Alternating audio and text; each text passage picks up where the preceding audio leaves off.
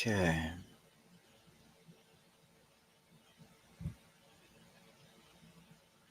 Nope.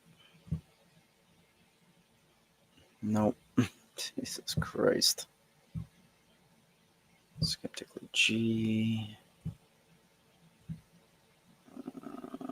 Okay, there we go. Turn this up. Do a mic check. And okay, there we go. All right, we are live on YouTube and now TikTok. Yeah, don't take the Lord's name. Too fucking late for that. All right. Well, good morning, evening, or afternoon, depending on what part of the globe you're on and what time zone you're in. I am your host. Skeptically speaking, we're going to be reading American Crusade. That's what we are doing. So, thank you so much. I think my camera has stopped. Let me know if you can still see my camera on TikTok. Let's see here. Go away. I do not want to look at ads. Jesus.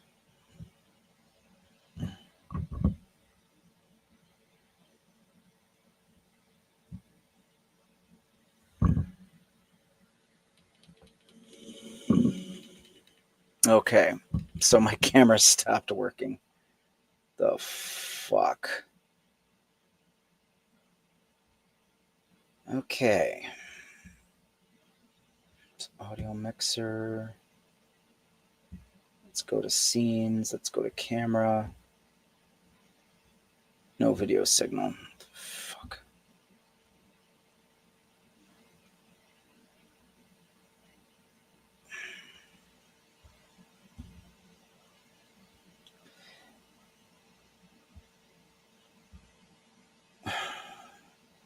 Okay, yeah, you'll have to refresh your YouTube browser because it says I'm live on YouTube. No signal, huh?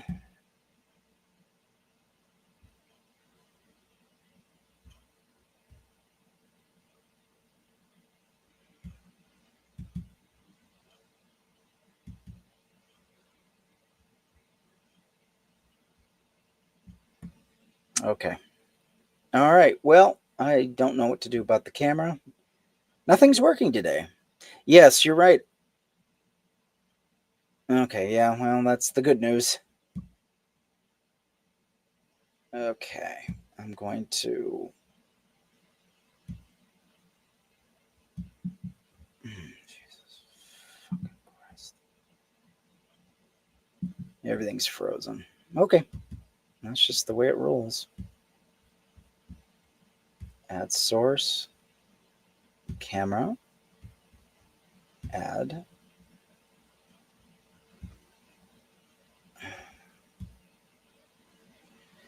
Okay, there we go.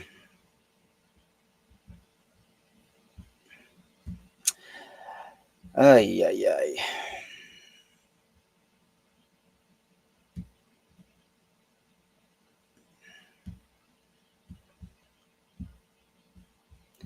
This is just ridiculous.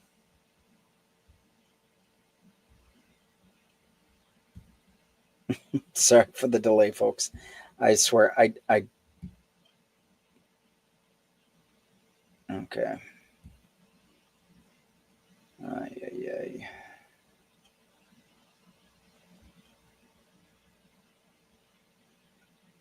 Okay. You want to hear this argument? All right. Well, let's get into it.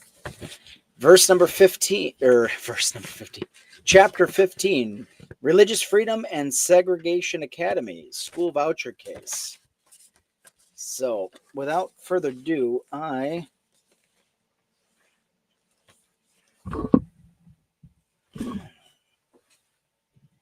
today's broadcast brought to you by Lion and Kugel's Summer Shandy, I guess.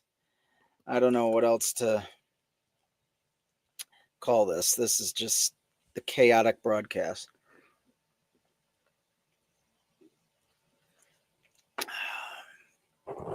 But anyway, we're glad you're here. All right. Without further ado, let's get into it. Religious freedom and segregation academies, school voucher cases. If you are against segregation and against racial separation, then you are against God. This is Bob Jones, evangelist and founder of Bob Jones University. Religious freedom saved the Montana voucher scheme, but the modern push for vouchers and school choice was not born of religious freedom. It was born of racism and later cloaked in religious freedom. And now religious freedom is destroying public schools. When public schools were first integrated, white people spilled the blood of any black American attempting to swim, or they drained the pools, or filled them with dirt or cement, or like local officials in Jackson, Mississippi, closed most pools and then leased the remaining to private organizations that discriminated and segregated. Propaganda in curriculum. You mean like science? Yeah, I heard that. Garbage too. But yeah, that's pretty sad when actual educational curriculum is considered propaganda. Yeah, that's when you know you've gone too far mentally. Segregationists tried the same thing with public education after the Supreme Court ordered public schools desegregated with all the deliberate speed in 1954. Look up Common Core. Yes, I've looked up Common Core. Thank you for reminding us. Common Core is just a new way of doing math. It's not scary. It's long-winded, but it's not scary. You don't have to be scared about Common Core. Okay, where was I? Oh, I almost forgot. But yeah, segregationists. They're trying the same tactics each and every time, each and every chance they get. Isn't that interesting?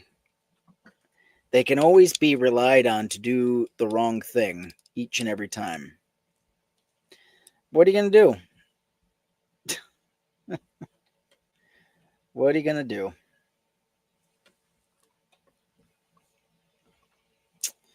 But we laugh to not cry sometimes. But yeah, segregation goes, long way. And you'll see all of the Common Core teaches Muslim theory. No, it doesn't. Not at all.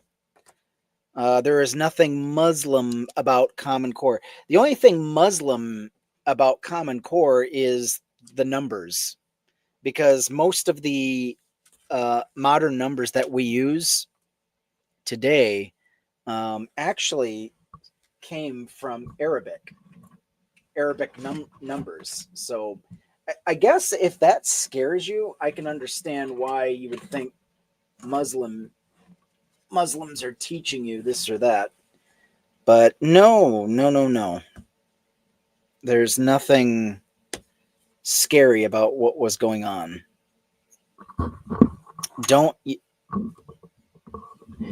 What you're doing is you're listening to, you're being propagandized, I guess you could say. You're being deceived and duped into thinking that something nefarious must be going on, when the simplest explanation would suffice.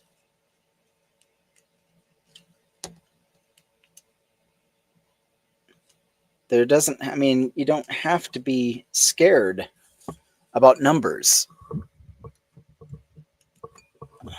Anyway. None. You're an atheist and you fell for that garbage? How in the world can you call yourself an atheist and you fell for right-wing Christian propaganda? How? You're supposed to be skeptical. You don't see the curriculum. I've seen the curriculum. What you're doing, you're fearing. So you're like an anti-vaxxer. in your thinking and methodology. I don't understand. My God. And this is why Christopher Hitchens was so adamant. He was so strong. He came out hard against atheists who, yeah, it's not, yeah, it is weird. I won't you won't see it without homeschooling someone. My God.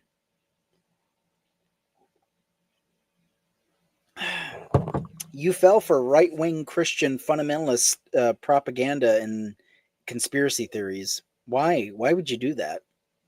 Why would you? I don't get it.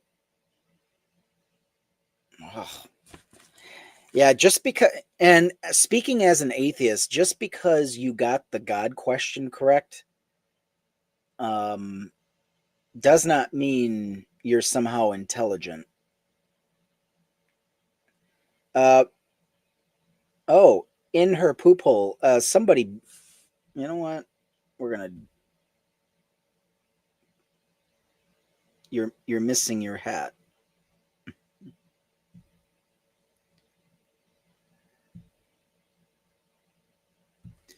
There we go. Now you see my comments. Yeah. Well, we're not going to see your comments for very long. That's okay. As an atheist, I rebuke the homeschooler. Well done. Yeah, yeah. I mean, we've got to do better than this. We have to do better than this. There's no reason for this type of ignorance. Just because flip a tarot card, let's get a general read. Well, that's basically what you've presented. Um, Common Core propaganda is basically the tarot card reading. I mean, it's on brand. It really is. That's your community, card flippers. Well, okay, if you say so. But yeah, as atheists, we got to do better than this. We've got to have a higher level of skepticism in our thinking and our approach. We've got to do better than this. You know, just because you got the God question correct doesn't mean you're intelligent or smart in all areas. And that's one thing I learned really early as a atheist. I saw the absolute and utter stupidity even in the atheist community, and it embarrassed me. It really did. I'm like, these are my people and they're acting like morons. They talk like morons. They argue like morons. I'm like, why? Information is out there. There's no reason for ignorance, you know? And I had, anyway, I mean, I had debates with Christians and Muslims and even a Hindu once in a while. And, ugh, you have no knowledge to teach and no children in school to care about curriculum. Well, Gerald, homeschoolers rarely have the knowledge to teach. Most of them, I would say 80% of homeschoolers should not be allowed to. They're ill-equipped. They don't have the acumen to be a teacher. They don't. Um, Let me see here. For guests, let's wait on the guests. If you want to join the live, um, let's wait until after I finish the 2 chapters, and then maybe I can do a few guests. A quick question. Go ahead and ask. Yeah, I don't mind guests, but I need to get through these chapters before I start, because we'll derail. Yeah, it's already 5. Goodness, I haven't even barely started. We revere Brown versus Board of Education. Go ahead and type in your question. We'll read it out. Not a problem. Your thoughts on mistakes atheists make? Well, the biggest mistake I can come across that I just pops into my mind is they think they're somehow intelligent because they saw through religion, and so they automatically think they're smart in all areas. I had to start at the very bottom. I come from a very fundamentalist Christian nationalist background. So I will unequivocally say I am ignorant as fuck when it comes to certain subjects. Um, it just, so the school that I went to was connected to the church, and the education you get is very scant. History, it's whitewashed. Science, it's all based on the Bible. So it's like, what kind of an education would you call that? So there are a lot of subjects I had to literally relearn, and I will say that I still will admit I don't have all of the um, I don't know, bona fides. It's a well when you say you got to unpack a lot of things that atheists misunderstand. I guess you'd have to be clear what you mean by that. What do we misunderstand as a group? I want to see what my children are taught. You apparently just drop yours off. There's nothing wrong with knowing what your children are being taught. The problem is you take what they're being taught and you take a bunch of conspiracy theories and apply that to what they're being taught. And you totally misrepresent and misunderstand what your children are even being taught. You fell for the rope-a-dope. You fell for the conspiracy theories. You know, it's sad. A lot of these. No, I'm not saying I'm right on everything. I don't say that at all. But you have to understand what you've just said so far is completely wrong. You know, you just have to come to grips with that. I used to be an anti-vaxxer. I used to believe that vaccines harmed people. It took eating a lot of humble pie for me to realize you don't know shit about science. You don't know shit about how vaccines work. Shut up and listen, learn, and then let's see what your opinion is. And so that's how I pulled myself out of anti-vaxxerism just in time for the pandemic. Unfucking real. And that conspiracy theory mindset affected um, how I raised my kids. My kids didn't get the vaccines that they should have gotten. They're caught up now, but it took 2 years to get them caught up. You know, mm, I I have no I don't pretendian theory. What? Wow. But yeah, I had to eat a lot of humble pie and I had to realize that I was fed a lot of bullshit and I accepted a lot of memes on the internet, and that translated into my everyday life, and that's dangerous. I could have hurt my kids through my beliefs, through my actions that were directed by my beliefs. That's why beliefs are super important. It's not so much, well, I can believe whatever I want, sure, but you have to realize the consequences of your beliefs. You know, the consequences of your belief is you could harm your own family members. You can harm other those around you, the people you work with, your colleagues. So yeah, once I realized that there was nothing harmful about vaccination, it was a lot of catch up. So yes, I can. And also I used to believe in young earth creationism. There's a lot of bad beliefs I used to hold, and I had to come to the realization that you were wrong. You don't know shit. Now you need to start learning to find out what the truth is. And that's why I'm glad we have the scientific method. Without the scientific method, there's a whole lot we don't know. you know but It irks me, it angers me when I see fellow atheists being caught up in these bad beliefs. It's like, what in the world are we doing? We're no better than the fundamentalist Christians, are we? We can't even get to first base, and that's an us problem.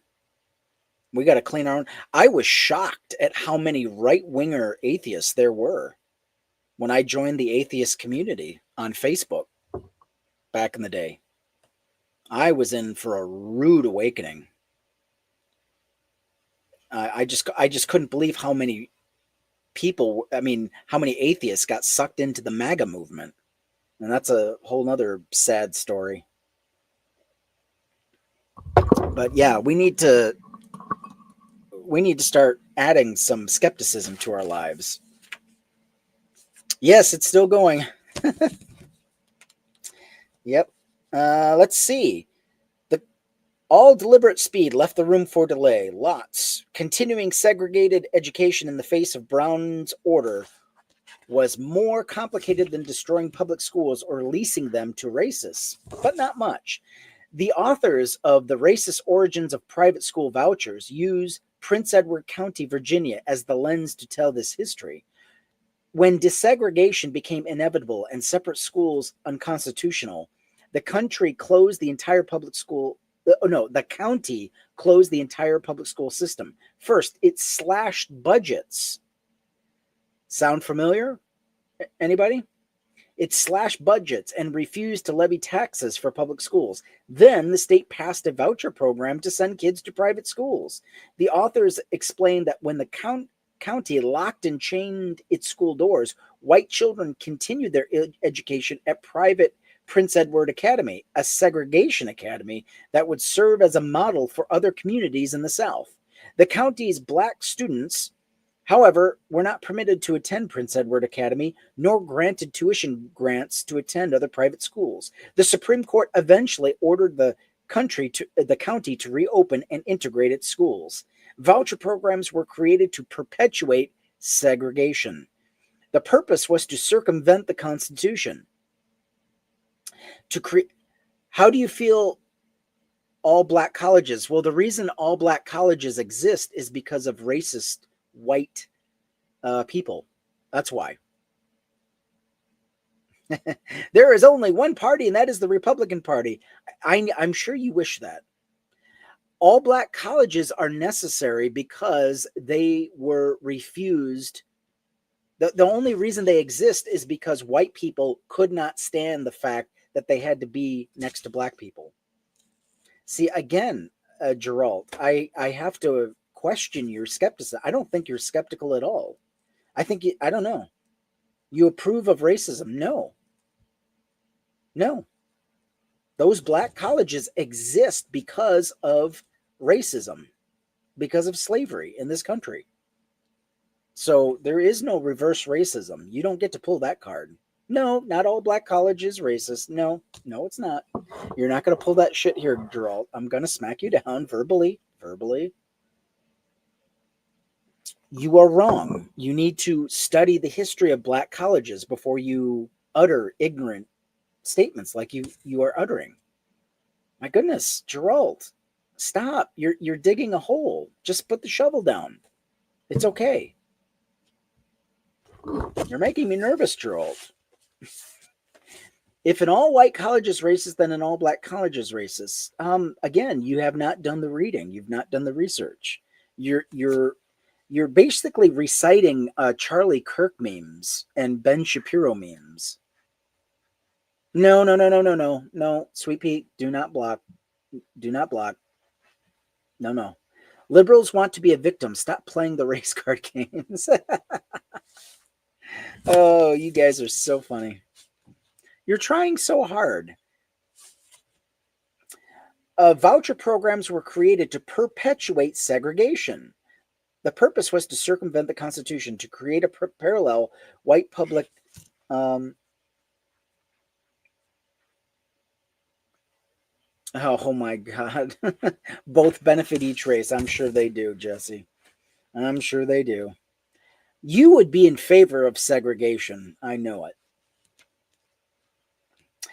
Similar situations were repeated across the nation. White Americans and local governments across the country destroyed and defunded public schools.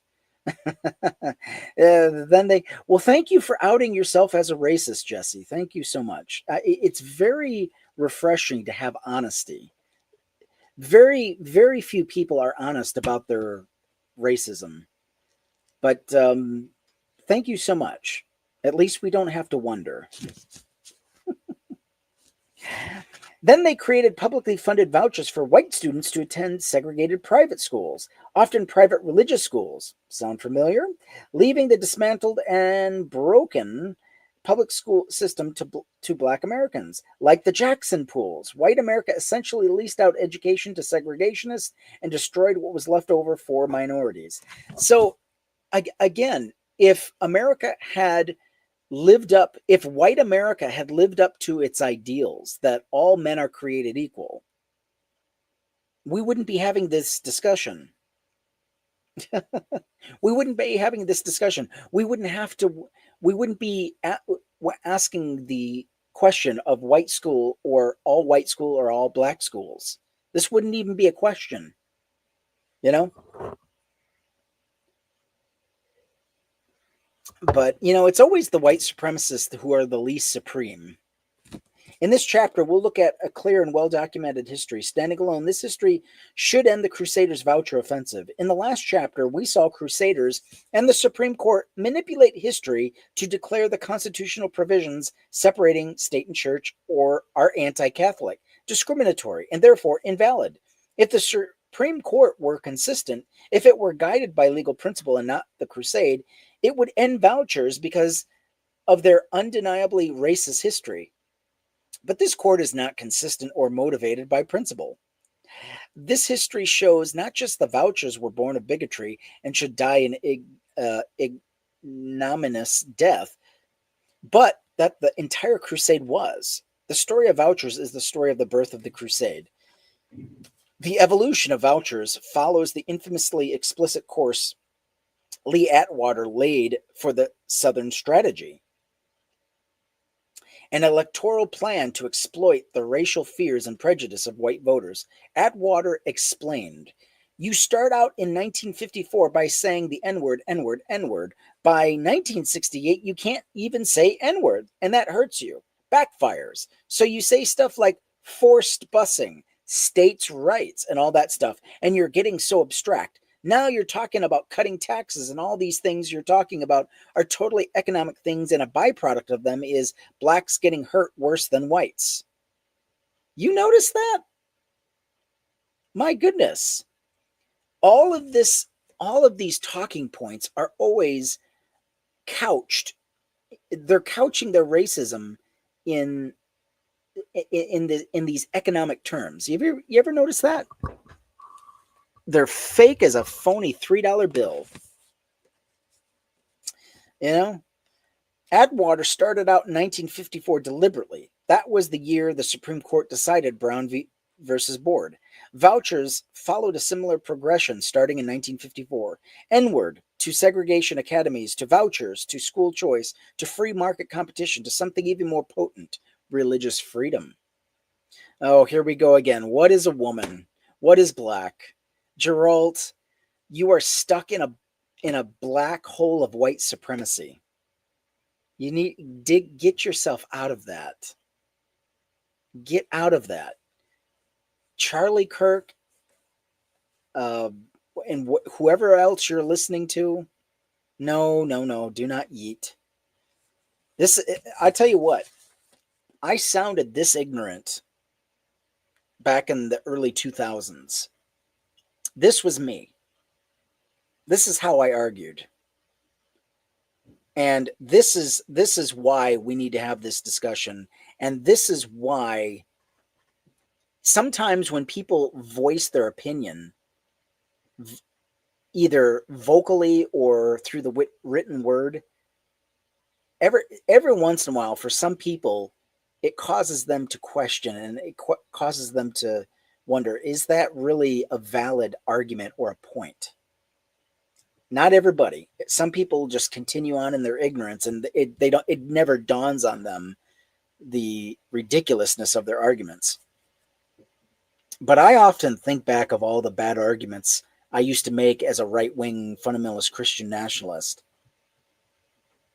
And I have to say, it's like I'm looking at a 17-year-old version of myself. And so you admitted that you were wrong previously, so the track record points toward being wrong again. So admitting that you're wrong makes a track record. So therefore, you're automatically going to be wrong. Do you understand how ridiculous that is?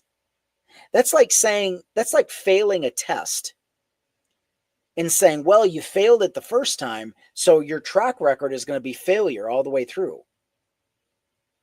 Do you see how silly that argument is?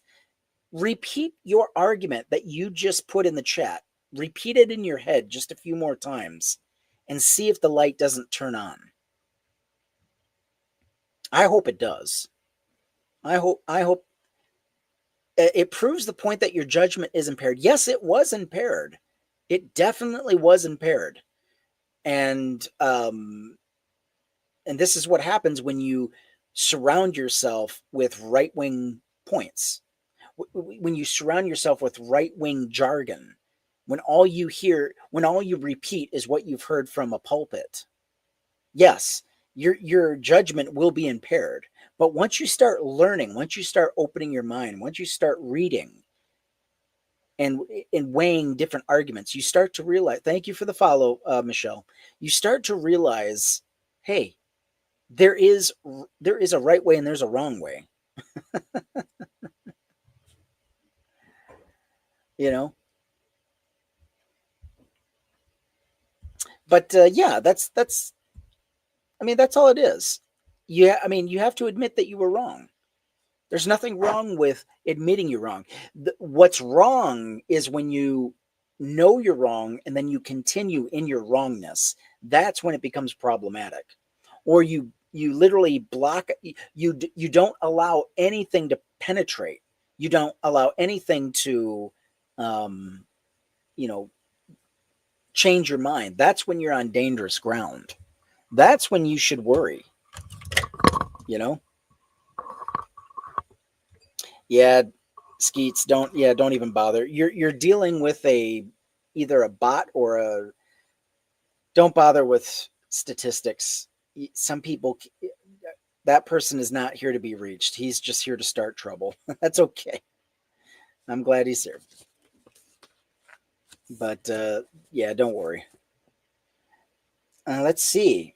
54, school choice began as one of these economic dog whistles. Segregationists and racists framed publicly funded private education to maintain the color barrier as an issue of choice. Mississippi segregationists' main weapon of resistance, writes Mississippian and political historian Joseph Crespino, became freedom of choice desegregation plans, which ostensibly gave every student in the district the right to choose which school he or she attended. Betsy DeVos loves to focus on free market competition. Milton Friedman adopted religious freedom too. In his hugely influential book, Free to Choose, a favorite of Ronald Reagan's, who plays a role in this story. All roads lead back to Reaganism. Isn't that amazing? Oh. Milton Friedman wrote that paying for public schools abridges the religious freedom of parents who do not accept the religion taught by the public schools. Notice, oh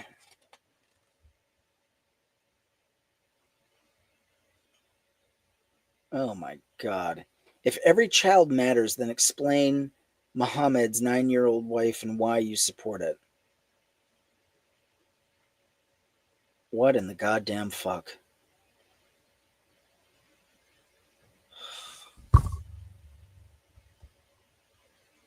You can't be an atheist. There's no way. I think you just don't like religion, which is fine. Okay. Bad arguments. Terrible arguments. Now notice Friedman makes this both an economic thing and about religious freedom, but freedom of choice really meant segregation. We can kill school desegregation, explained one Mississippi County Republican Party chairman, by growing a freedom of choice system. Mississippi provides several striking case studies for white vouchers. Senator Cindy Hyde Smith is dedicated to the Crusade. She's also a vocal supporter of vouchers and school choice, and has joked about going to a public hanging, also known as a lynching. In 2021, she introduced a resolution of National School Choice Week. Hyde Smith attended Lawrence County Academy, a segregation academy that was started because people didn't want their kids going to schools with minorities. In the words of a local NAACP affiliate and local public school board member, Hyde Smith is not the only product of Mississippi voucher academies who's bent on redefining religious freedom. Former Mississippi Governor Phil Bryant graduated from McClure Academy, a segregation academy run by Citizens Council, which began after Brown to maintain segregation. Bryant signed several religious freedom laws, including the one discussed in Chapter 1. Hyde Smith Academy opened just as the Supreme Court, fed up with interminable delays on Brown's all-deliberate speed, ordered states to immediately terminate dual school systems based on race and operate only on unitary school systems. Her school was one of 39 segregation academies that opened in months following that mandate. That same year, white enrollment in one public school system dropped from 771 students to 28. By the next year, it was 0. Some people are already smoked. Okay. I happen to agree with you, but not for the reasons you think. Let's see here.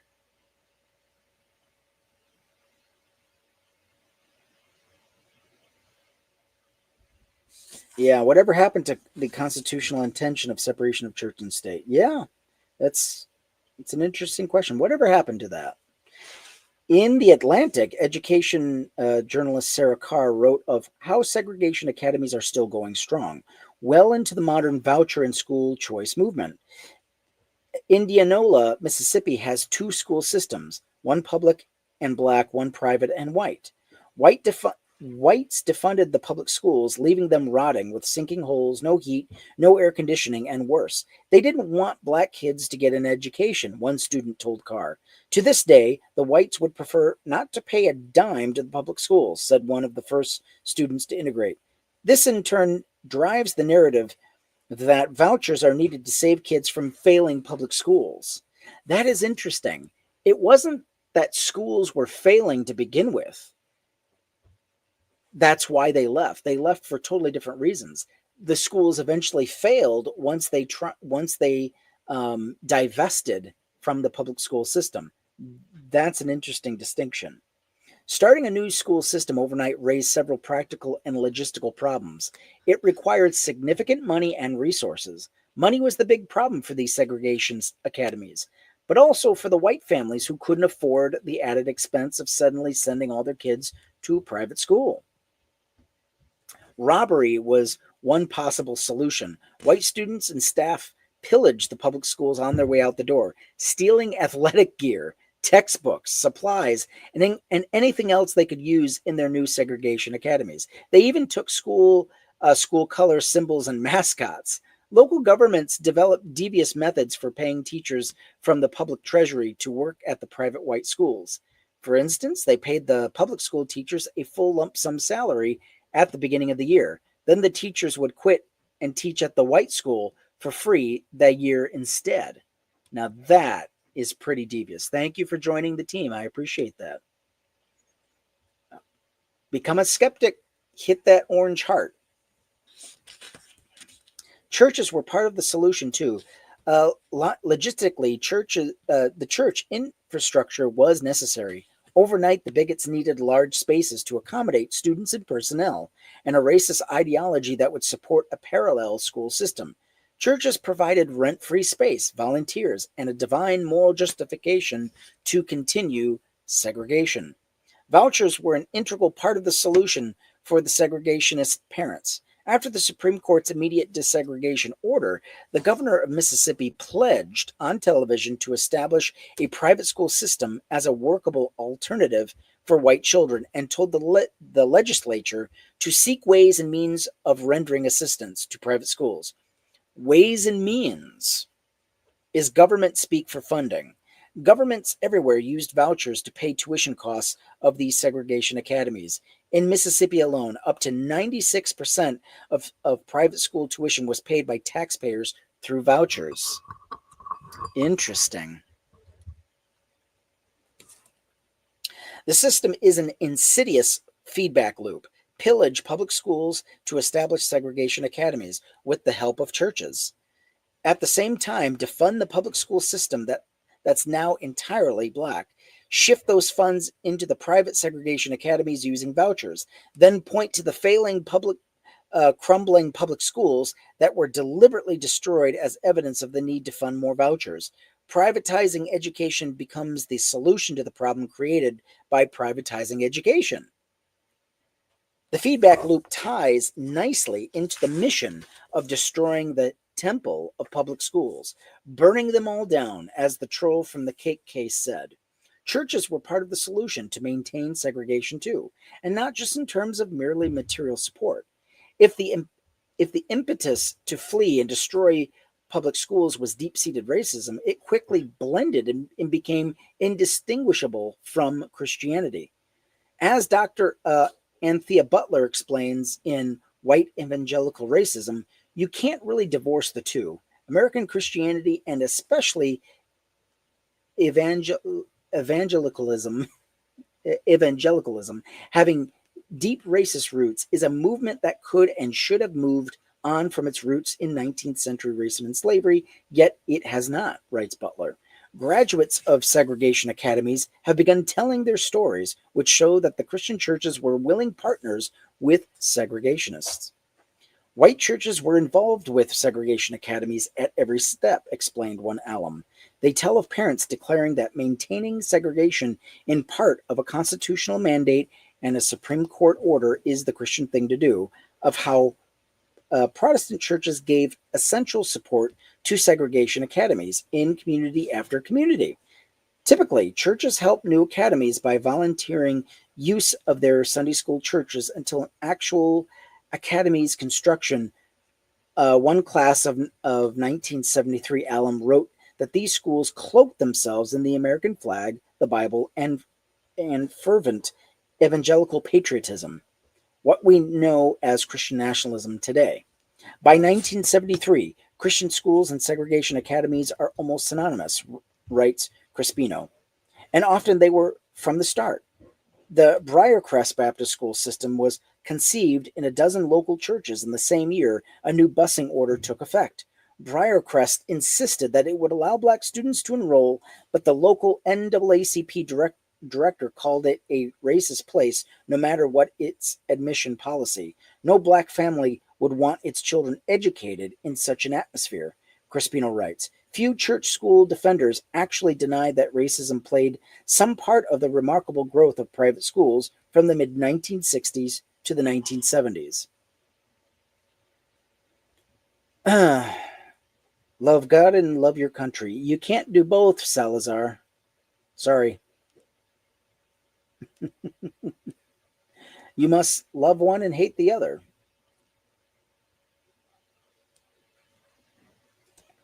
The bigots found their solution in continuing segregation in American churches, but the federal government found a counter solution: tax the segregation academies. Black families in Mississippi successfully challenged both the voucher schemes and the IRS initial policy of allowing tax exemption for segregation academies. That success forced a shift in IRS policy. In 1970, the IRS declared that it would no longer allow tax exemptions for private schools unless they announced a racially non-discriminatory policy as to students. Taxation would kill the parallel school system and help realize equality in education. This push to tax segregation academies forever altered the American political landscape. That looming threat created a new alliance. The story has been told many times. Paul Weyrich, a Catholic who founded the Heritage Foundation with money from the Coors Brewing Empire, Jerry Falwell, a Southern Baptist megapreacher and founder of Liberty University, and others deliberately sought to unite segregationists, racists, and conservative politicians, white politicians, Southern politicians, and conservative Christians in a political ministry. Bringing together their mailing lists, media streams, and access, they forged a new alliance in the fires of racism, aiming to maintain segregation. Later, they would choose abortion as their wedge issue, not for its moral dimension, but for its power to motivate and unite followers under a religious banner that couldn't be questioned. The religious right and moral majority, Weyrich's term, the Falwell latched onto, were born. The talk of taxing segregation academies spawned the talk of religious freedom. The pull of churches to house segregated schools grew beyond mere infrastructure and logistics once the government started talking taxes because churches can claim religious freedom. But this put the segregationists on the horns of a dilemma. They needed tax exemption and public money to survive. To maintain their tax exemption, they had to claim religious freedom. One segregated Christian school in Hattiesburg, Mississippi, objected to the IRS investigation into its tax exemption because the inquiry violated its constitutionally protected right of religious freedom and liberty, which extends to raising and teaching children in the nurture and admonition of the Lord. But claiming religious freedom put their publicly funded vouchers at risk because taxing citizens to support religion has always been unconstitutional. The initial voucher programs for segregation academies often excluded religious schools when they were first instituted to avoid this legal vulnerability. When they claimed religious freedom to avoid taxes, the publicly funded vouchers could be challenged as a violation of Line 3. The Supreme Court took up one such challenge in 1971, Lemon versus Kurtzman, issuing a seminal state church separation opinion. You'll remember the Lemon test as an unavoidable piece of jargon I used earlier in the Bladensburg Cross chapter. The court synthesized a Line 3 test by pulling the legal principles from every previous case where religion and the law collided. The case underlying the test was about money flowing to public religious schools, most of which were segregated. Alton Lemon served in the Army, graduated from Morehouse College with mathematics degree, played basketball with Martin Luther King Jr., served in several government jobs as a black humanist, and vindicated the Constitution at the Supreme Court. Pennsylvania passed a law that propped up religious schools with taxpayer money. It was rather like an unscrupulous Mississippi program that paid teachers a lump salary only to have them quit and work at the private white school for the year. Essentially, the state would pay for teachers to work at religious schools if they were not teaching religious classes. The program was rather like vouchers for teacher salaries instead of student tuition. The Supreme Court combined the Pennsylvania case with a nearly identical Rhode Island case in which all 250 of the teachers paid under that plan were working at Catholic schools. Pennsylvania had paid out about $5 million by the time Alton Lemon challenged the program. Lemon argued that non-public schools are segregated in Pennsylvania by race and religion, and that this new program perpetuates and promotes the segregation of races. The end result was that the state was promoting two school systems in Pennsylvania, a public school system predominantly black, poor, and inferior, and a private subsidized school system predominantly white, affluent, and superior. The lower courts winnowed out the racial issues, and the Supreme Court didn't revive them. The Supreme Court correctly struck down this program as a violation of the separation of church and state. The court actively enforced Line 3 rather than treating it as a hostile to religious freedom as the court does now. The concurring justices explained that striking down the program enhanced religious freedom. What taxpayers of many faiths are required to contribute money for the program of one faith, the Free Exercise Clause, is infringed. The court got this right, overwhelmingly, in an 8-1 decision that forced a choice on Christian segregation academies: lose your tax exemption or lose your vouchers. The newly formed political bloc created by Wyrick and Falwell counterattacked on both fronts. They set out to protect their tax exemption while discriminating and at the same time to smuggle vouchers through Line 3. Bob Jones was a racist. "If you are against segregation and against racial separation, then you are against God," declared the evangelist in his 1960 Easter sermon. For Jones, segregation was a divine mandate. Desegregationists were infidels and satanic propagandists, creating satanic agitation, striking back at God's established order, he added. "Religious liberals are the worst infidels. Slavery was actually a good thing," hinted Jones, "because God Almighty turned the colored people in the South into wonderful Christian people."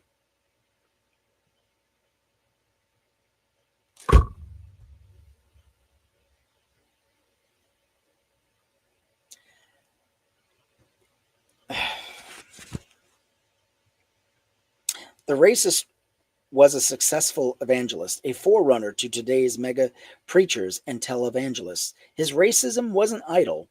Jones found it in a, cannot say that word, an eponymous school which put these tenets into practice. Bob Jones University was formed to educate, a word used loosely here, students, while also combating all atheistic, agnostic, pagan, and so-called scientific adulterations of the gospel, unequivocally affirming and teaching the aspiration of the Bible, both the Old and the New Testaments, the creation of man by the direct act of God, the incarnation, the virgin birth of our Lord and Savior Jesus Christ, his identification as the Son of God, his vicarious atonement for the sins of mankind by the shedding of his blood on the cross, the resurrection of his body from the tomb, his power to save men from sin, the new birth through the regeneration by the Holy Spirit, and the gift of eternal life by the grace of God.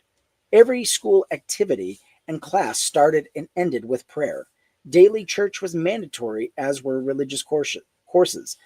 Bob Jones University believed that implementing biblical Christianity literally also meant admitting only whites. After the IRS announced in 1970 that it would not grant tax exemptions to segregated schools, the agency asked every private school in the country, including uh, BJU, about its admission policy. BJU exploited the IRS request to fundraise. "The whole cause of Christ is at stake in this matter," read its fear-mongering letter. BJU would stall the IRS so that the people could give as generously as possible. In the few tax-exempt weeks remaining, that may mean somebody is going to have to sacrifice, but Bob Jones University is sacrificing for this cause too. At the end of 1970, BJU told the IRS that it has no blacks in its student body, and it is unanimous conviction of the Board of Trustees that the university shall not enroll blacks. These convictions in no way change the status of Bob Jones as a nonprofit religious and educational institution. BJU does not feel it is wise to have black students in its student body. It has not felt that this policy is discriminatory in the legal sense. BJU's president issued a statement that harkened back to its founders' segregation is scriptural message, bemoaning that the whole emphasis today is on a breaking down of racial barriers which God has set up. And where God sets up barriers, he does it for human good. So the IRS revoked BJU's tax exemption, or tried to. BJU sued and the IRS to prevent that from happening. BJU sued before the seismic shift in American politics, before the moral majority, the decades before the Crusaders' legal arm, the host of organizations born in the 1990s, could coordinate the assault in the courts. Thank you for the follow. The case bounced up and down the courts for more than a decade before the Supreme Court issued the final decision, a consolidated case that included another segregation academy. Throughout, BJU fiddled with its racist admissions policy, relenting slightly. In 1971, BJU allowed married Negroes to apply, but prohibited unmarried black people. Black people who married outside the race, and expelled any students who dated outside their race. Race mixing rules like these manifested a fear that dated back to the Reconstruction and Redemption periods after the Civil War, explained Dr. Butler. White women were put on a pedestal to promote moral and social purity. Black men were vilified and often lynched over myths about their sexual prowess and their desire for white women. By the time litigation was rolling, BJU had admitted one unmarried part-time black student, not enough to reclaim the tax exemption. The minor policy shifts were not the major issue in the case. Religious freedom was.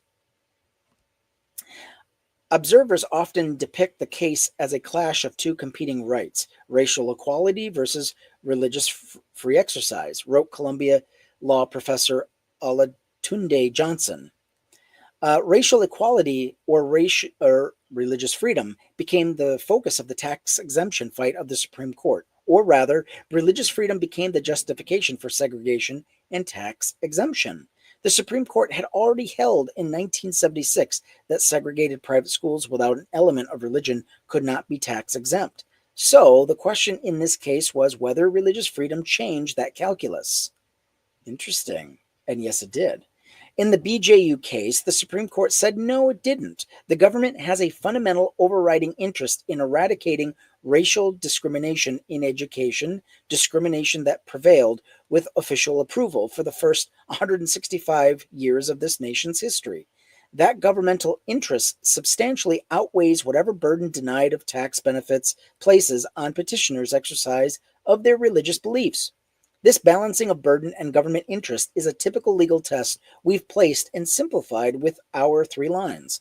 The court also explained, again, that belief and action are treated differently under the law, line 1, and reiterated many instances where it is appropriate for the government to regulate action even when religiously motivated, line 2, including the collection of taxes and enforcing child labor laws. The court defended, line 3. What's the worst that could happen if BJU were not tax exempt? Would it be forced to violate its religion if it actually had to render under Caesar as Jesus said it ought? Would its free exercise of religion have been prohibited? No. The question was not whether BJU could discriminate, but whether it could discriminate and avail itself of a federal tax privilege established by Congress. BJU could still separate the races as its God required, it just couldn't get a tax exemption to do so. The court agreed. Denial of tax benefits will inevitably have a substantial impact on the operation of a private religious school, but will not prevent those schools from observing their religious tenets, said the court. Tax exemption is a privilege, not a right, and the government can attach strings to that privilege. The case wasn't a clash between religious freedom and equality, but between a tax exemption created by Congress and equality. Like the Lemon case a decade earlier, the BJU decision was 8-1. The sole dissent in the case was Rehnquist. Why am I not surprised? Rehnquist still agreed that the government had the power to deny 501c3 status to organizations that practice racial discrimination, and that doing so would not infringe on petitioners' First Amendment rights. So on the question on whether religious freedom includes a right to a tax exemption, the court unanimously said no. Unfortunately, the decision didn't have the impact it should have. The entire case depended on IRS policy, and in the decade BJU's case ping-ponged around the courts, Wyrick and Falwell's religious right grew powerful enough to influence that policy. Reagan even spoke at Bob Jones University in January 1980 during the presidential campaign. He told a cheering crowd that BJU was a great institution and denounced the IRS rules as evil. That was the Republican Party in 1980. The moral majority and this new religious right helped Reagan win the presidency. One of the founders of that movement, Bob Billings, even worked for Reagan's campaign and in Reagan's Department of Education alongside Clarence Thomas. In return, Reagan undid the IRS policy and permitted segregated Christian schools to remain tax exempt. So Wyrick and Falwell lost the legal battle on the first front. tax exemption at the Supreme Court, but won the political battle, securing their tax exemption. The legal loss was galvanizing and convinced some in the new Christian political movement that they needed committed lawyers on their side. This realization contributed to the explosion of crusader groups over the next decade. The BJU case also upheld and reiterated lines 2 and 3. Religious freedom was insufficiently weaponized in the late 1990s, so Christians needed another way to smuggle vouchers through state-church separation, explained one scholar. For vouchers to survive, the court needed to see them as advancing academic achievement, not religious freedom. This was especially true as long as Justice O'Connor remained the swing vote on Establishment Clause cases. Pursuing this strategy, the Crusaders began peddling disinformation to sell vouchers to the public and to the Supreme Court. We know all this because they told us. Clint Bollock, then the founder of the Crusade group Institute for Justice, which we met in the last chapter, now an Arizona Supreme Court justice, explained this choice in his book Voucher Wars.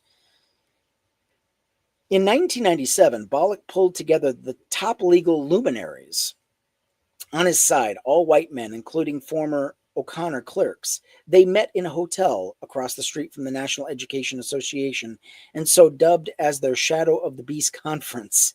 They targeted Justice O'Connor as the swing vote in any voucher case involving Line 3, and agreed that O'Connor would be especially sensitive to economic and sociological arguments packaged as a good story. Oh, Theo Von. That's an interesting name to bring up, but okay. Not sure why.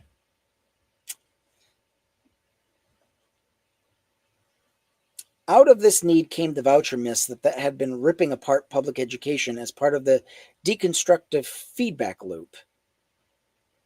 Or as one scholar put it, O'Connor would allow a voucher program if she believed it was an effective way to help poor minority children trapped in terrible schools. This disinformation also advanced school choice farther along. Atwater's progression of appropriate ways to impose racism on America. This is why, when reading this chapter, some of you have wondered, how can vouchers be racist when they're rescuing kids from failing inner city schools? Because the Crusaders sold this fiction when nothing else worked. Vouchers didn't rescue kids in struggling schools. Back in the late 1990s, the NAACP passed a resolution against vouchers because they destroy public education and Black people will suffer more and more. Vouchers benefit the most advantaged students, not the least. Georgia created its neo-voucher program in 2007, and most of the students received the scholarships that had not come from public schools, explained the New York Times. The lawmakers admitted on tape to crafting neo-vouchers that could support students already in public schools, in private schools. The same was true in Wisconsin, where 3/4 of the eligible voucher students already attended private schools. For the 2017 and 18 school year, 100% of the schools registered for the Wisconsin Parental Choice Program were religious, and all but 3 were Christian. To this day, and despite the rescue rhetoric, vouchers often exacerbate segregation. Studies repeatedly show that race-neutral voucher programs intensify racial segregation. The Department of Justice sued Louisiana in 2013 because the vouchers made segregation in the school worse in a state still trying to desegregate after Brown v. Board. Vouchers impeded the desegregation process by sending state money to private religious schools that discriminate, explained the DOJ. The voucher dream was not for better education or competition to spur public school performance. The dream was for white Christian education, and that's the voucher reality across the country. Enrollment in most private schools is disproportionately white. In fact, the strongest predictor of white private enrollment is the proportion of Black students in the area, according to the Civil Rights Project at Harvard University. Rescuing students is but one myth. Disinformation about vouchers is rampant. Vouchers don't improve education or academic outcomes for most kids. Voucher schools are rarely better environments or facilities because private religious schools can ignore rules and regulations, a loophole that has led to some disgusting abuses of the system. Voucher schools also discriminate on virtually any basis, including race, disability, gender, sexual orientation, or religion. Today, this means excluding students with disabilities, LGBTQ students, or anyone else who doesn't fit their ideal. Historically, that meant Black Americans too. They claim religious freedom to repulse government education, but also claim religious freedom to access government money. Even the school's religious freedom claims are a myth. When minority religion when minority religions want a slice of taxpayer pie, a voucher-loving politician suddenly remember line 3. I actually support funding for teaching the fundamentals of American founding fathers' religion, which is Christianity, in public schools or private schools. As one Louisiana legislator, after discovering that the word religion in the voucher bill she helped pass meant religion, not just Christianity. Oops. While she liked the idea of giving parents the option of sending their children to a public school or a Christian school, she felt different about Muslim schools. I do not support using public funds for teaching Islam anywhere. Isn't that ironic? Isn't that ironic? They claim to be for religious freedom, but as soon as another religion comes in the mix, they don't want anything to do with religious freedom. That's the tell. Yes, please keep tapping that screen. Thank you for tapping that screen. Share the live too. I'd appreciate that.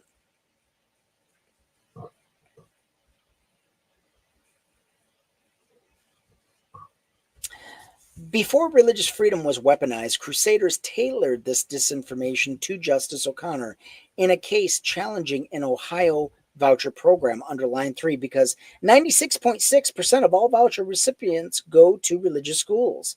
Before this voucher case, there were a few incorrectly decided instances of transportation and textbooks benefiting religious schools, but no direct funding. That changed when O'Connor bit on the myths. The court voted 5-4 to uphold vouchers in the 2002 case, even though it had previously struck down similar programs, including in the Lemon case.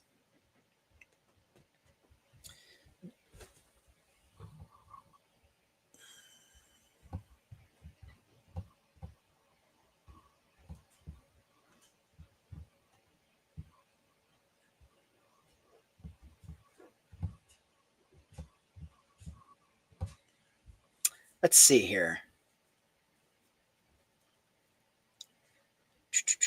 Lemon case, lemon case, lemon case. Where are you at? The court contended that there was no direct government funding of religion, and even though the government's taxing power was the engine for the entire scheme, because of private choice, right? Recall that we touched on this briefly with the Hobby Lobby decision, Hypocrisy, in Chapter 10. 5 justices claimed that there was no state-church problem with using the government's taxing power because it was a program of true private choice. This brings us full circle to the public rationale for starting the segregation academies and the modern private school push in the first place: freedom of choice. We can kill school desegregation by growing a freedom of choice systems, said the Mississippi Republican leader. This is what the Republicans have stood for since the 60s. Nothing has changed. In fact, I think they've gotten worse. Freedom of choice opened the door for religious freedom in 2002. The court pushed the needle further in religion's favor in the recent cases we've explored in this book, relying more on religious freedom than ever before. And this court is still not done. Enough is not a concept that exists for weaponized religious freedom and crusaders. And with that being said, we've got one more chapter, but I will open it up for questions. If you have any questions, go ahead and post them in the chat, and they will be posted to me forthwith. I'm going to go grab another something to drink. But while we're doing that, let's put on a little music, shall we? Let's see here. Oof, I don't think I could play that. Let's see.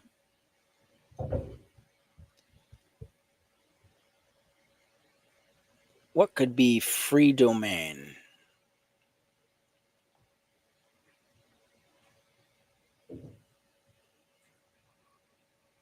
Let's do free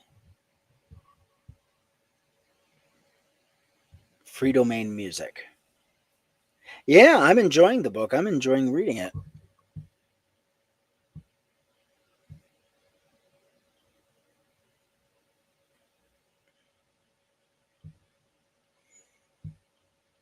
Let's see here.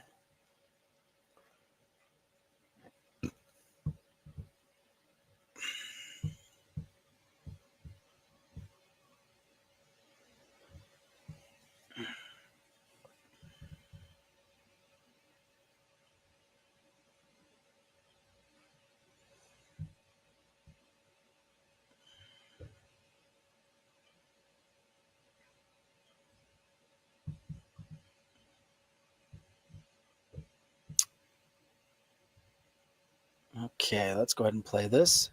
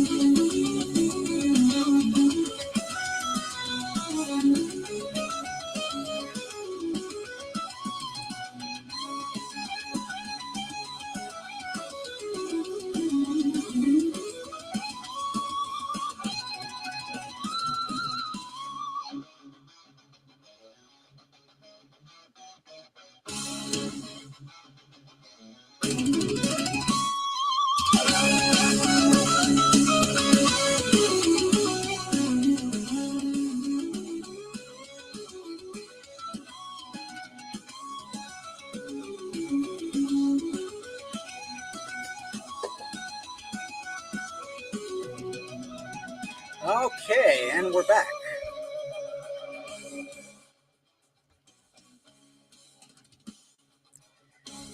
All right, thank you for waiting.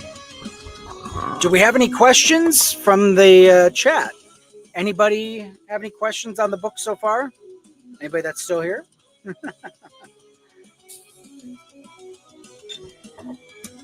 This this stream is brought to you by Leinenkugel's Berry Weiss.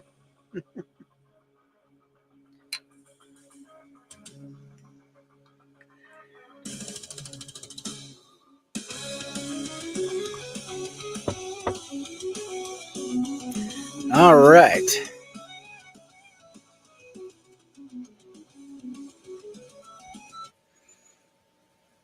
Moving along. Moving along.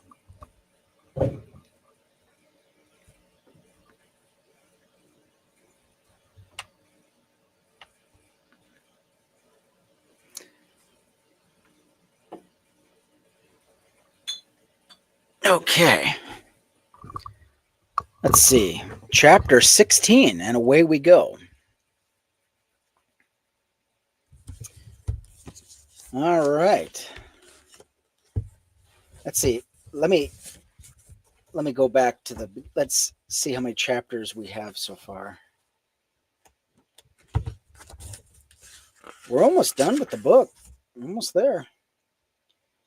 We've got 16 and 17, but we're only gonna do 16 for today.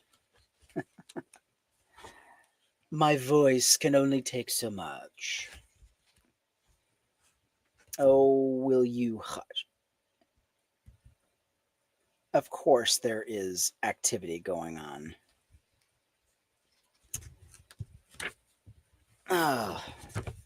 Okay, religious freedom. I don't have any questions, so we'll just go on to chapter 16. Religious freedom and promoting the general welfare. Where have we heard that before?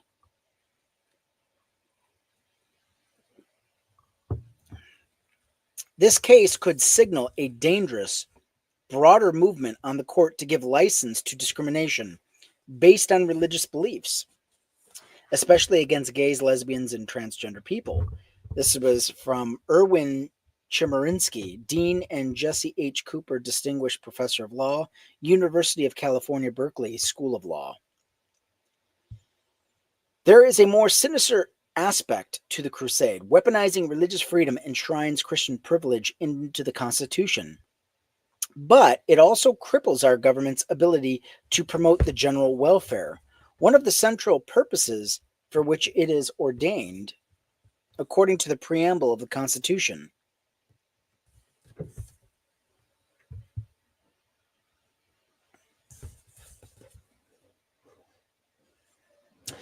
This is an unspoken goal of the Crusade. Making civil government impossible ushers us closer to replacing the rule of law with God's law.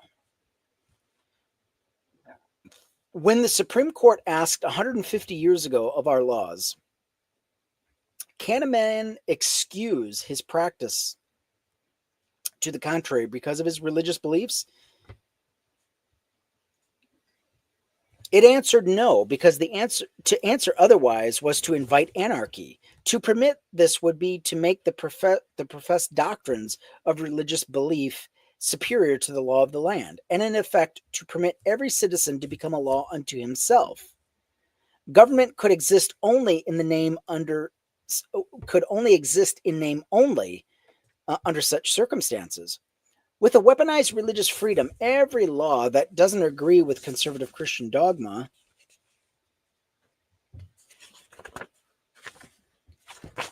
will be riddled with exceptions. Every government at every level will be overwhelmed with cases involving religious cases of exemption from the law. Courts will be overwhelmed. Laws will become either a joke or Christian. Chaos and anarchy. But if you're eager for the end times or want Christian dominion in a Christian nation, crippling the civil government is not counterproductive. Hell, that chaos will drive people to Christianity. For centuries, Christianity has used social safety nets to win converts. There are, of course, many individuals who help the needy and vulnerable simply because people need help. They take Jesus' words about helping the poor and sick to heart. They try to live that laudable message, but Christianity has also provided relief in order to reach vulnerable souls. Need is a way into people's lives, especially those who are most vulnerable. Justice Scalia said as much in The Common Christian Good, a speech at the Pontifical Gregorian University in Rome. I know of no country in which the churches have grown fuller as the governments have moved leftward. The churches of Europe are empty. Far from doing Christ's work, state provision of welfare positively impedes it. I want you to take that admission to heart. Far from doing Christ's work, state provision of welfare positively impedes it. Imagine government programs impeding the church.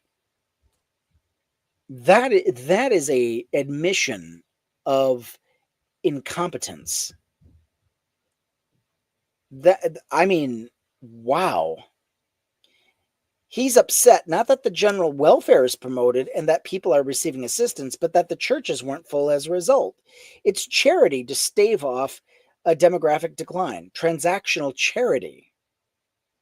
When the Becket Fund and the Little Sisters of the Poor concocted their religious freedom attacks on the largest expansion of American healthcare in history, nobody questioned the sincerity of the religious beliefs of the women who took vows of poverty and chastity.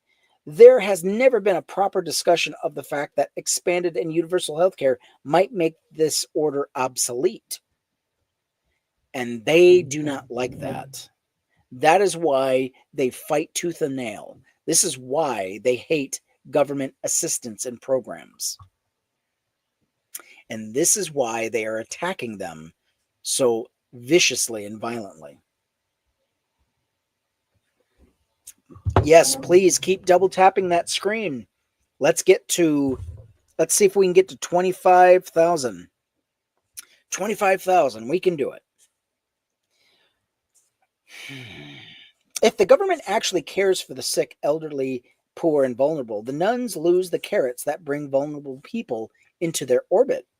A history of their order described how it used charity to proselytize.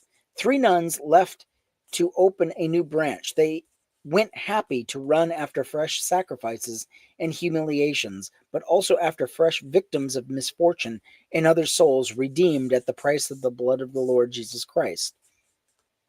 The nuns were hamstringing a competitor. Plenty of churches use charity to prey on the vulnerable.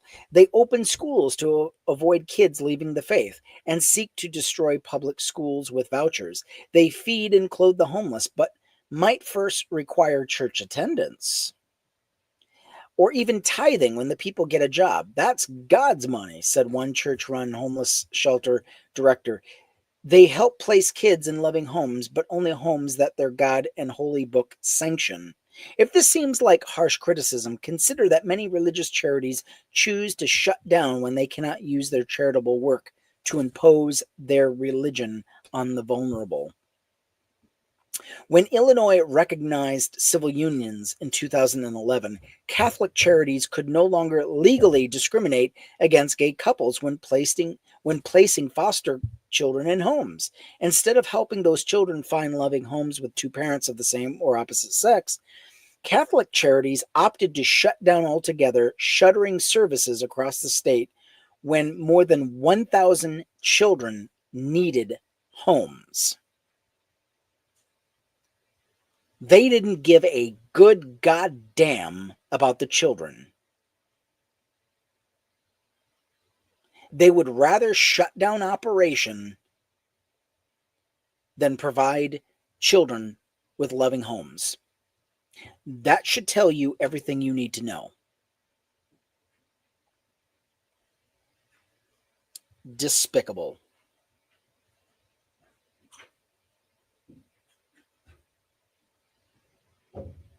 The same thing happened in Boston and Washington, D.C., when gay marriage was legalized there. Sunrise, a Baptist organization in Kentucky, served 1,000 children and chose the same path for the same reasons in 2021.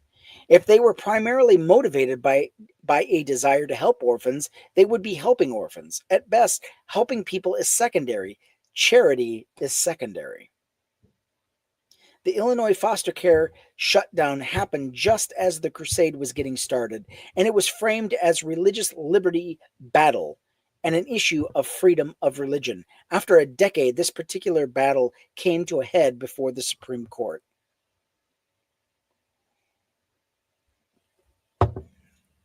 Philadelphia wanted to treat its citizens equally. It didn't want to discriminate or pay contractors to provide city services to only some citizens. It didn't want to fund discrimination.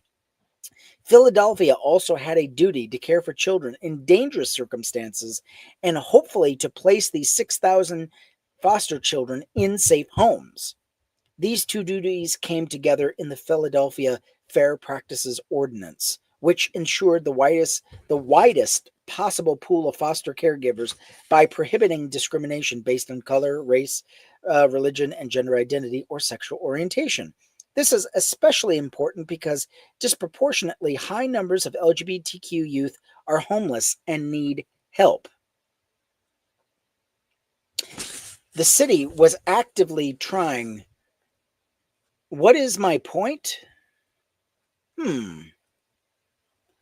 What is the point? Can we find a point in all this?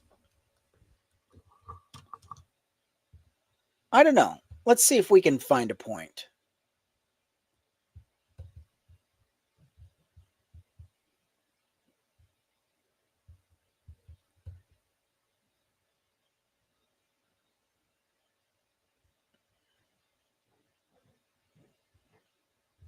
If it'll let me.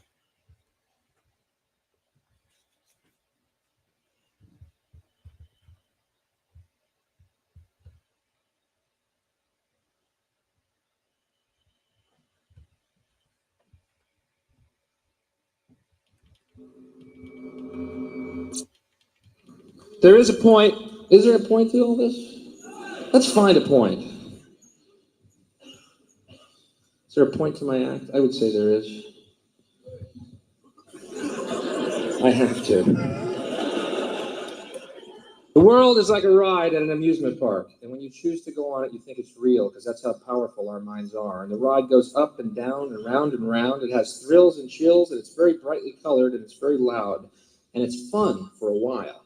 Some people have been on the ride for a long time, and they begin to question, is this real, or is this just a ride? And other people have remembered, and they come back to us, and they say, hey, don't worry, don't be afraid, ever, because this is just a ride. And we kill those people. Shut him up. We have a lot invested in this ride. Shut him up. Look at my furrows of worry. Look at my big bank account and my family. Has to be real. It's just a ride. But we always kill those good guys who try and tell us that. You ever notice that? And let the demons run amok? But it doesn't matter because it's just a ride. And we can change it anytime we want. It's only a choice. No effort, no work, no job, no savings of money. A choice right now between fear and love. The eyes of fear want you to put bigger locks on your door, buy guns, close yourself off. The eyes of love instead see all of us as one. Here's what we can do to change the world right now to a better ride. Take all that money we spend on weapons and defense each year and instead spend it feeding, clothing, and educating the poor of the world, which it would many times over, not one human being excluded, and we can explore space together, both inner and outer, forever in peace. Maybe that's the point. But what do I know? Maybe that's the point. Is there truly a point? Let's move on. The Philadelphia contracted out many of its administrative duties of the foster care system, including vetting, interviewing, screening, training, certifying families that might foster children. From 2017 to 2018, the city contracted with 30 different groups to provide certain vetting, all with identical contracts. CSS vetted caregivers, but didn't actually place children with families. In March 2018, CSS told Philadelphia it couldn't vet caregivers who did not meet their God's ideal of what a family should look like. Put another way, CSS refused to do the job it was contracted and paid to do. James Amato, who ran CSS, testified, I am following the teachings of the Catholic Church. Catholic Church Services' full name is Catholic Social Services of the Archdiocese of Philadelphia. It's an extension of the Catholic Church, but it's also a ministry of the Church. We serve in communion with Jesus of Nazareth, who came to bring good news to the poor. It does good work, hard work, but it works to bring the most vulnerable into the Church. The Archbishop Charles Caput, or or Chaput, was widely known for his anti-LGBTQ bigotry. He blamed the rampant child rape, abuse, and cover-ups in the Catholic Church on homosexuality. Always a scapegoat and always an excuse with these people. Chaput was supposedly installed to clean up the disaster in this diocese, the subject of multiple grand jury investigations and 2 major reports. But Chaput was more focused on attacking Obamacare. One local observer hypothesized that Chaput's anti-Obama crusade is a distraction from the chronic moral abomination. The Becket Fund gave Chaput a medal in 2009 for his anti-Obama campaign. The same medal is awarded to Leonard Leo in 2017. So he was uniquely placed to put the Becket Fund into the case. After CSS refused to vet LGBTQ caregivers, the city terminated its contract for foster care. The city still contracts with CSS to provide other services, for which it paid CSS $18.5 million. So the contract termination had nothing to do with religion or anti-Catholic bigotry. CSS refused to do a job it contracted for and was paid to do, but CSS believed that it had a right to contract with the city to take taxpayer money and discriminate in the name of its God, so it sued. By now, you should be able to predict the outcome. The Supreme Court held that terminating this contract violated CSS religious freedom. Roberts wrote the unanimous opinion and cited the gay wedding cake case early. And as in the gay wedding cake case, the outcome is awful. Rebecca Marker, a constitutional attorney and co-host of the We Dissent Legal podcast, put it well. She was glad the decision wasn't worse, but the LGBTQ community deserves better. Indeed, forget about legal tests and precedent and how the case will be used in the future, and try to appreciate that every justice on the court did in this case. They sanctioned discrimination against a minority in the name of God. That should shock us all. The general take in the legal profession and academy was that the court punted on the bigger legal question. There's a lot of disagreement, but most seem to think that the court reached some kind of political compromise to minimize the case and its impact. That Roberts based his decision on a technicality, and the opinion reads like the court looking for a loophole, and the technical formality was enough to bring in all 9 justices. Many view it as a limited opinion, but that may have been premature. I fear that in effectively overturning the final roadblock to a weaponized religious freedom, the drug counselor decision we explored in Chapter 8, in which the court defended our line so vigorously, and Roberts undermined this final barrier by clever, esoteric means that will seem clear in retrospect but are veiled right now. Essentially, Roberts held that unless a law applies to everyone all the time, anyone claiming religious freedom is exempt from the law. The drug counselor case said that there are no religious freedom exemptions from broad, general, applicable laws. This opinion effectively redefines what a broad, generic, applicable law is so that no such law exists. That's because every law has exemptions, so the drug counselor roadblock will never be applied again. The unemployment rules in the drug counselor cases were riddled with exemptions themselves, meaning that under this opinion, the drug counselor precedent couldn't even apply to itself. It's overturning the precedent without saying so, but Roberts framing this in the way he did as an exemption of the roadblock case, rather than undermining it, is why some people read the case as narrow. Recall that this is essentially what the court did in the shadow docket decision out of California, the challenge to public health orders that impeded in-person Bible studies. Does one exemption in the law based on non-religious criteria mean that Christianity should get an exemption too? This case says yes. Think about precisely what this means for our society. Go back to the example from the beginning of the book with religious group in your backyard or Mormons knocking on your door to understand how outlandish this is. We're at 22,000 likes. We're almost at 25. Keep going. Thank you for tapping. I appreciate it. You stand in your backyard, nonplussed as a preacher spews hellfire near your fire pit. Trespass is illegal and the law is on your side. Unfortunately, there are many non religious exemptions to the law of trespass, including emergencies, necessity, to stop or abate a nuisance or prevent harm, to fulfill law enforcement duties, or simply to return something. Some exceptions date back centuries. These exemptions to trespass have nothing to do with religion and in no way impugn religion. But under the court's new regime, the exemption exists and exemptions for religion do not. That means that the law is hostile to and discriminatory against religion. Therefore, religion, Christians, must be exempt from the law of trespass.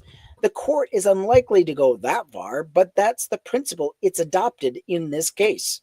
It rejected the lines we used in favor of unworkable absurdity. The Crusaders immediately seized on this interpretation. They begin arguing that any law that is capable of exemptions must exempt Christians. Stephen Hotz is a right-wing radio host, QAnon adherent, and wealthy Republican activist in Texas who spends most of his time and money opposing LGBTQ equality. He believes that to solve our nation's social and moral problem, our government must enforce biblical law. How do you feel about separation of church and state now? He's so extreme that he thought Texas Governor Greg Abbott's pandemic response was too liberal and sued over Abbott's draconian mask order, and again over the stay-at-home order, and again over the state's contact tracing program. Hotz also left a voicemail for Abbott about Black Lives Matter protesters.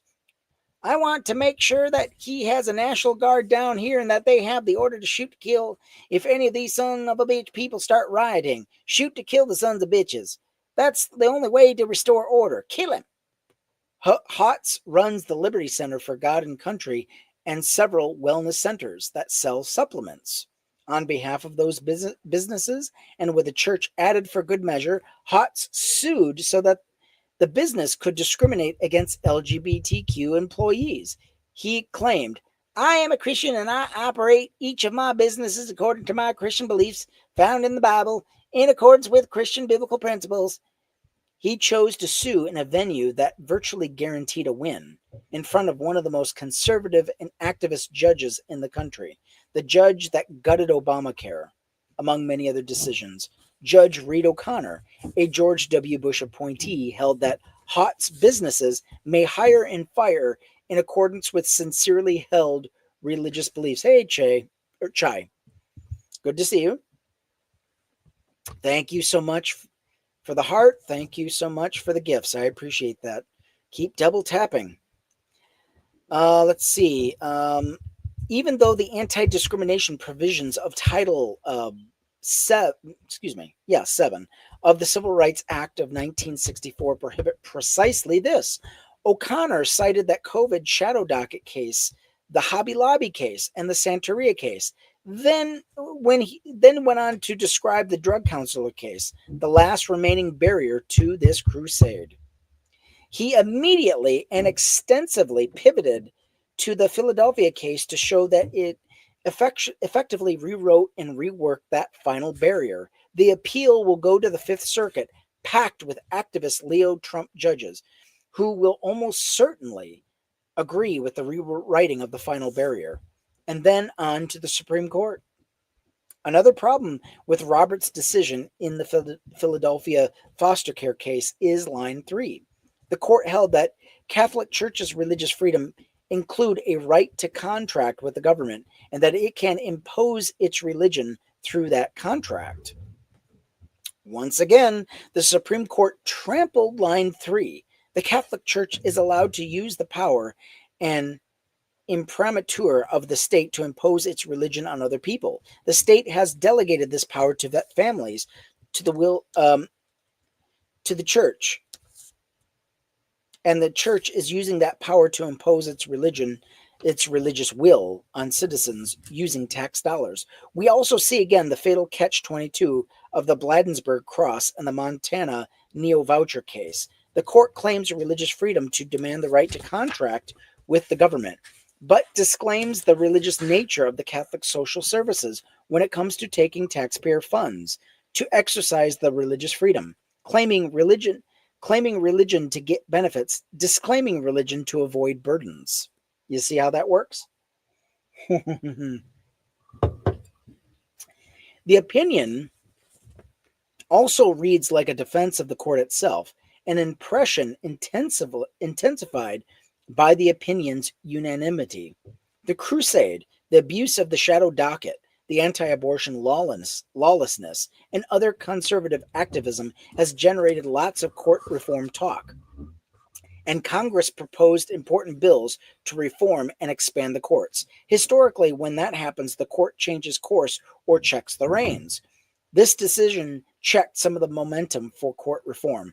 I had meetings with congressional offices on court reform bills that were canceled after this case. But the message we should glean from the opinion is precisely the opposite.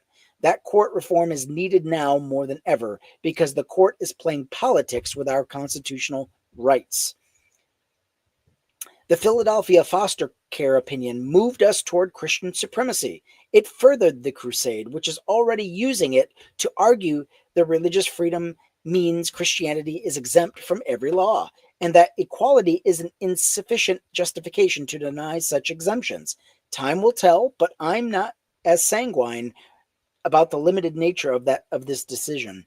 It's also possible that Robert simply blew up the final barrier to the crusade in a way that we'll only realize later, perhaps after the 2022 midterms. Wow. Clashes with Christianity are inevitable, and the more the government promotes the general welfare, as our Constitution demands. Why does the United States seem to rely on religious charities, service providers, and disaster relief more than any other developed nations? Why are these core functions not part of our expectations for government action? Asked Nick Fish, president of American Atheists. It's tempting to think that the Crusaders, and more broadly conservatives, operate on the assumption that only charity, and therefore religion, can provide the social safety net, not government. Plenty claim as much, pointing to some mythical past. Mitt Romney deviated from the orthodoxy when he declared in 2012, "I'm not concerned about the very poor. We have a safety net." And what safety net was that? Liberty Counsel, the crusader who defended Kim Davis and undermined public health measures, attacked. Romney wrongly assumes that it is the role of the government to provide much more entitlements to help the poor. In fact, that is not the role of government. The historical biblical view of helping the poor is that they are best helped by individuals and the faith community. The crusader goes on to talk of enslaving the poor in poverty before concluding, "It is the duty of the church, the faith, the community to look after the poor, the orphans, and the widows." They see government services as competition for doing what the church does to grow its ranks. Scalia said as much in his transactional charity speech. For them, small government means big church. That also means that American Christianity is invested in the government not working well, in failing to provide a social safety net. Small government, big church conservatives want to neuter the government's ability to care for the most vulnerable among us. Better yet, outsource the care to churches.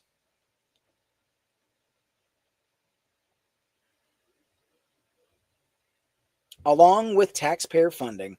For American Christians, that's the best of both worlds. It's Jerry Falwell's dream. Not just schools, but also social services. Churches will have taken them over, and Christians will be running them. That is the plan. Are you starting to see it? It's no coincidence that education and healthcare are two contested areas that repeatedly come up in this book. The young and the sick are among the most vulnerable. Not that equality is another contested area. The equality clash often centers around the provision of services. marriage license, wedding vendors, foster care, adoption. The government provides services that churches want to provide too, or instead. For instance, foster care is a government function, not a liturgical function, wrote Connecticut's Solicitor General. The state has a grave responsibility to play its part as parens patria and provide for the well-being of a child when parental control falters. Religion is free to have its understanding of the family and parenting. To some extent, religion can demand that adherents obey that understanding. But under the three lines we've explored in this book, lines dictated by genuine freedom and constitutional principles, Christianity isn't free to impose that understanding on government services. Enforcing the three lines in this book protects basic human rights. These three lines enshrine equality. One person's religious right is not a license to violate someone else's rights. If the opposite were true, the believer's rights are held by the law to be supreme. This is the reality the Crusader is fighting for. If one person can use the power and machinery of the state to impose their religion on others, to showcase their religion for the world, to collect money for their religion, it's a violation of every citizen's rights. There is no such thing as a single issue struggle because we do not live in a single issue life, wrote Audre Lorde.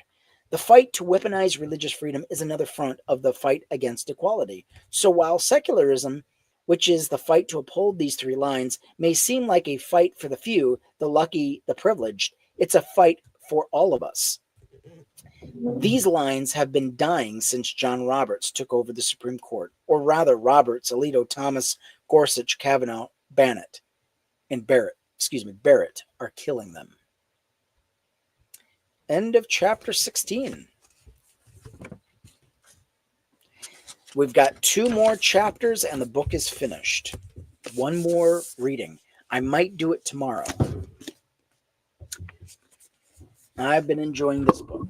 I hope you have too. Anybody have any questions, comments, concerns about what we've been reading? If you've missed any of today's reading, you can find this at Skeptically G. All right? Skeptically G on YouTube. And we're live right now on YouTube as we speak. I'm about ready to end the stream on YouTube. So if you want to catch up, if you want to listen to whatever you missed, you can find it on YouTube. And you'll hear the lively discussion we had earlier. We had a few people come in and, wow, let's just say they had some things to say. And we addressed them. Well, yeah, I mean, I don't enjoy that we have to read a book like this. I enjoy the information.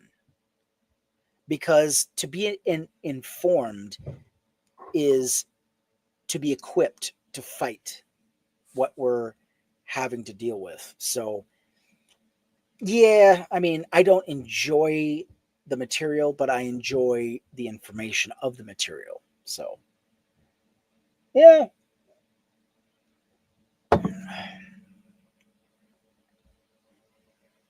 And with that, I will say goodnight to YouTube. See you on the next stream.